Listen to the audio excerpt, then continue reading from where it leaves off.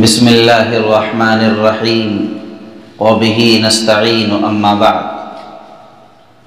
والصلاة والسلام علی سیدنا محمد وعلی آلہ وصحبہ اجمعین اعوذ باللہ من الشیطان الرجیم بسم اللہ الرحمن الرحیم وعباد الرحمن الذین یمشون علی الارض ہونا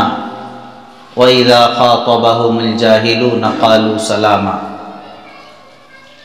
صدق اللہ العظیم۔ آج کے خطاب جمعہ میں قرآن مجید کی وہ آیت تلاوت کی ہے جس آیت میں اللہ تعالیٰ نے اپنے بندوں کے اوصاف بیان کیے ہیں کہ ہمارے بندے کے اوصاف کیا ہونے چاہیے، ان میں کیا عادات کیا اخلاق ہونے چاہیے۔ ظاہر ہے ہم جس کے بندے ہیں وہ خود آقا اپنے بندے اور اپنے غلام کے بارے میں جیسا چاہے وہی اصل چیز ہے۔ اللہ تعالیٰ اپنے بندے کو کیسا دیکھنا چاہتے ہیں اور کن خوبیوں سے متصف اور کن اوصاف و کمالات سے مزین دیکھنا چاہتے ہیں، قرآن مجید کی ان آیات میں انہی اوصاف کو بیان کیا ہے۔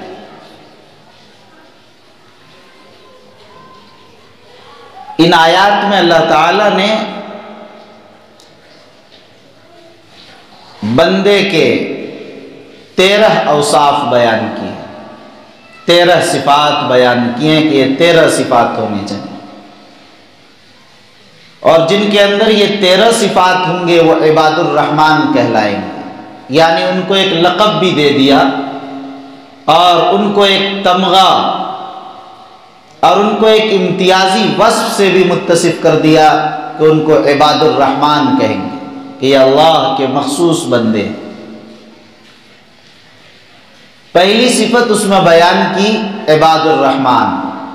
کہ وہ اللہ کے بندے ہوں، اللہ کے بندے ہوں، یعنی وہ اللہ کی مرضیات پر چلنے والے ہوں، اللہ کے احکام پر عمل کرنے والے ہوں، اللہ جیسا دیکھنا چاہتا ہے اپنے آپ کو اسی رخ پر اور اسی راستے پر اپنے آپ کو لگائے۔ دوسری صفت بیان کی الذین یمشون علی الارض ہونا کہ جب وہ چلیں زمین پر تو عاجزی کے ساتھ چلیں، یعنی تکبر اور غرور اور گھمنڈ کے ساتھ اترا کر نہ چلیں، اترا کر نہ چلیں، ان کی چال ڈھال میں کبر اور غرور نہ جھلکے۔ اس لیے کہ قرآن مجید میں دوسرے موقع پر اللہ تعالیٰ نے ارشاد فرمایا لا تمش فی الارض مرحا، زمین پر اکڑ کر مت چلو، ولن تبلغ الجبال طولا کہ زمین پر اکڑ کر چلتے ہو تو کیا انک لن تخرق الارض ولن تبلغ الجبال طولا، تم زمین کو پھاڑ تو نہیں سکتے کہ اتنے زور سے پیر مار کر چلو، اور اتنے لمبے چوڑے نہیں ہو اتنے قدابر کے پہاڑ کی لمبائی کو پہنچ جاؤ۔ وَلَن تَبْلُغَ الْجِبَالَ طُولًا، پہاڑوں کی لمبائی کو بھی نہیں پہنچ سکتے، تو نہ تم پیر مار کر زمین کو پھاڑ سکتے ہو اور نہ تم اتنے لمبے اور اتنے بڑے ہو کہ پہاڑ کی لمبائی کو پہنچ جاؤ، پھر تم کبر و غرور سے کیوں چلتے؟ تو فرمایا کہ جو اللہ کے نیک و مخصوص بندے ہوتے ہیں وہ زمین پر عاجزی کے ساتھ چلتے ہیں، اکڑ کر نہیں چلتے۔ ہون کی تفسیر ہے کہ نرمی کے ساتھ چلتے ہیں، عاجزی اور تواضع کے ساتھ چلتے ہیں، لیکن اس عاجزی اور تواضع کا ایک معنی یہ نہیں ہے کہ بالکل آہستہ چلے آدمی، اس لیے کہ سیدنا عمر فاروق رضی اللہ تعالیٰ نے ایک نوجوان کو دیکھا کہ بالکل آہستہ آہستہ چل رہا ہے۔ آپ نے پوچھا کیا تم بیمار ہو؟ کہا کہ نہیں۔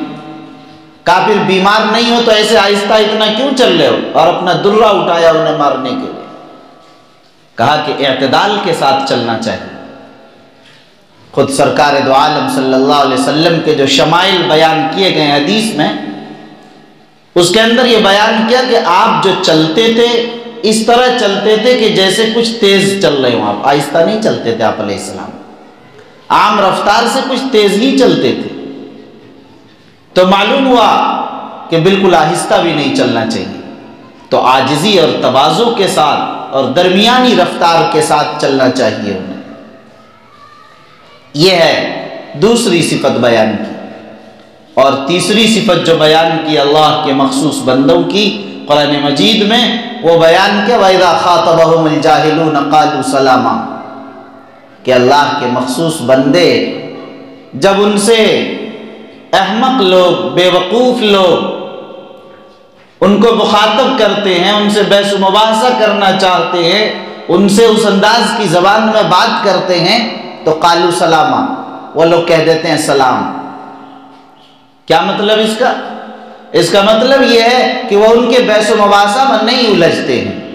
اس کا مطلب یہ ہے کہ وہ لوگ ان کی زبان میں اسی طرح گالم گلوچ کے ساتھ بات نہیں کرتے، انہی کی زبان میں انہیں بھی سب و شتم نہیں کرتے ہیں، انہی کی زبان درازی کے ساتھ، اسی اکھڑ پن کے ساتھ اور چلا کر اور شور و غوغے کے ساتھ وہ بات نہیں کرتے ہیں، بلکہ وہ کہہ دیتے ہیں ہاتھ جوڑ کر سلام، بھائی تم سلامتی کے ساتھ رہو، بھائی میں چلا،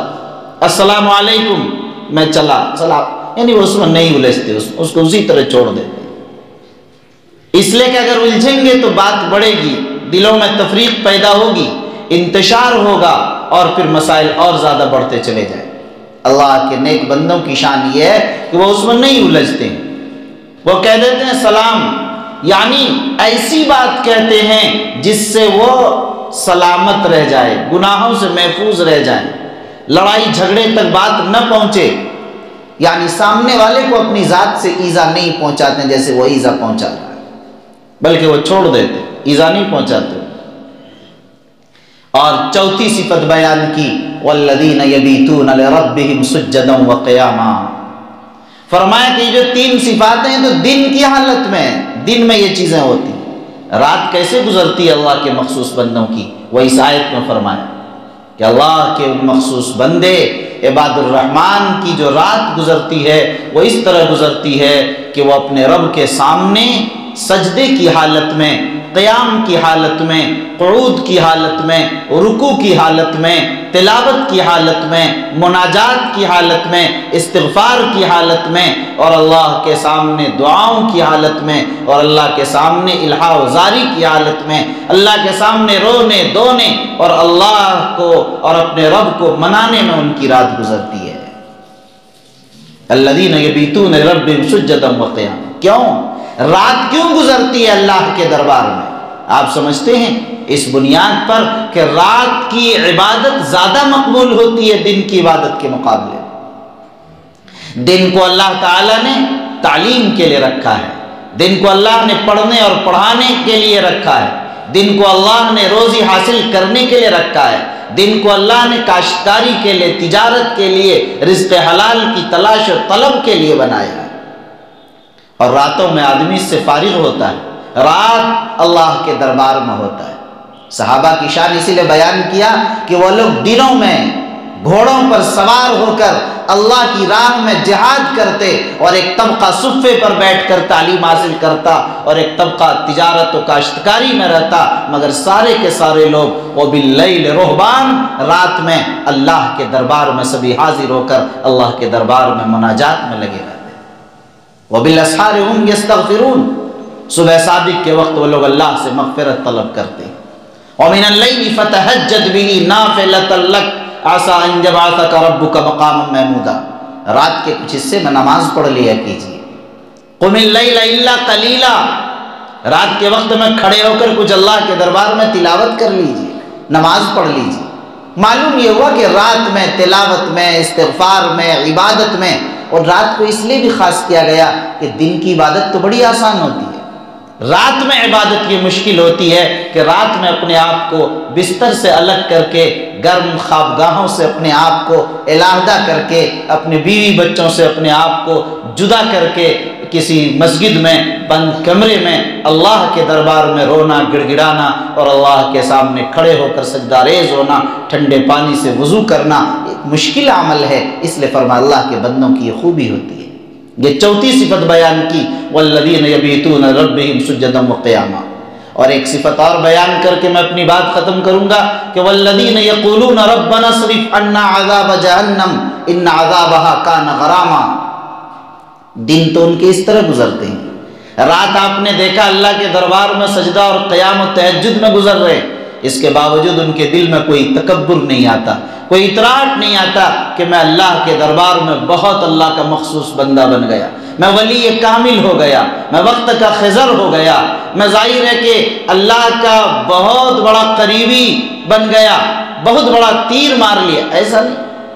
وہ لوگ اپنے رب کے سامنے دعائیں کرتے ہیں کہ میرے پروردگار میری عبادت تیرے دربار میں قبول ہوئی بھی نہیں، میں عذاب جہنم سے بچا بھی یا نہیں مجھے یہ بھی نہیں معلوم ہے، یا اللہ اس ربنا اصرف عنا عذاب جہنم، اے ہمارے پروردگار ہمیں عذاب جہنم سے بچا لیجیے، عذاب جہنم سے بچا لیجئے، اس لیے کہ ہمیں یہ معلوم نہیں کہ ہماری عبادت آپ کے دربار میں مقبول ہے یا نہیں، کس گناہ پر ہماری پکڑ ہو جائے اور کس معصیت پر ہماری گرفت ہو جائے ہمیں نہیں معلوم ہے، اس لیے وہ دعا بھی کرتے ہیں اللہ کے دربار میں کہ اللہ عذاب جہنم سے ہمیں بچائیے، اس لیے کہ جہنم فرمایا مستقر و مقامہ، سخت بری جگہ ہے،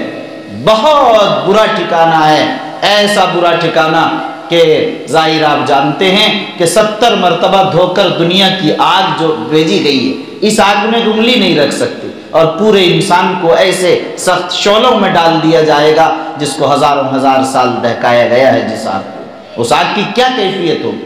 اور یہ آگ بجھنے والی نہیں، قرآن کہتا کلما خبت زدناہم سعیرا، جب جب آگ بجھنے لگے گی جہنم کی، کمزور پڑے گی، زدناہم سعیرا، اللہ فرماتے ہیں کہ ہم ان کی لپٹوں کو اور بڑھا دیں گے، تیز کر دیں گے ان کو۔ جب انسان کی کھالیں جلیں گی جہنم میں تو فرمایا نضجت جلودہم بدلناہم جلودا غیرا، جب جب ان کی کھالیں جلنے لگیں گی ہم ان کی کھالوں کو، ان کے جسم کے چمڑے کو دوسرے نئے چمڑے سے بدل دیں گے، پھر نئی کھال سے بدلتے رہیں گے، لیذوق العذاب، اور کہیں گے فرشتے اسی طرح عذاب چکتے رہو، یہ ہمیشہ ہمیشہ سلسلہ رہے۔ بدترین ٹھکانہ اور بدترین مقام ہے، اسی لیے اس سے پناہ چاہیے۔ بہرحال میں نے عرض کیا آپ حضرات کے سامنے کہ عباد الرحمن کے صفات اللہ نے ان آیات میں بیان کیے، 13 صفات، بندے کو ان صفات سے اپنے آپ کو متصف کرنا چاہیے۔ آج میں نے ابھی 5 صفات آپ کے سامنے صرف بیان کیے، انشاءاللہ اگلے جمعہ میں بقیہ 8 صفات آپ کے سامنے بیان کیے جائیں گے۔ میں نے ایک صفت بیان کی عباد الرحمن کے اللہ کا بندہ ہونا چاہیے، آقا جیسا دیکھنا چاہتا غلام کو ویسا ہی غلام کرتا ہے۔ دوسری صفت زمین پر عاجزی کے ساتھ چلتے ہیں، اکڑ کر نہیں چلتے۔ تیسری صفت جب جاہل ان کو مخاطب کرتا ہے، بے وقوف ان سے الجھنا چاہتا ہے تو وہ نہیں الجھتا بلکہ ان کو سلام کر کے آگے بڑھ جاتا ہے، اور راتوں کو سجدے اور قیام اور اللہ کی یاد اور استغفار و مناجات میں گزارتا ہے۔ اور آخری 5ویں صفت جو میں نے ابھی بیان کی، ان سب کے باوجود وہ اتراتا نہیں، اپنی عبادت کو بہت بڑی چیز نہیں سمجھتا بلکہ یہ بھی نہیں سمجھتا کہ عذاب جہنم سے بھی ہم بچ پائیں گے یا نہیں، اس لیے عذاب جہنم سے پناہ مانگتا ہے اور اللہ کے دربار میں دعا کرتا ہے، اے ہمارے پروردگار ہمیں عذاب جہنم سے بچا دیجیے۔ دعا فرمائیں اللہ تعالی ہم سب کو ان صفات کے ساتھ مزین فرمائے، آمین۔ وآخر دعوانا ان الحمد للہ رب العالمین۔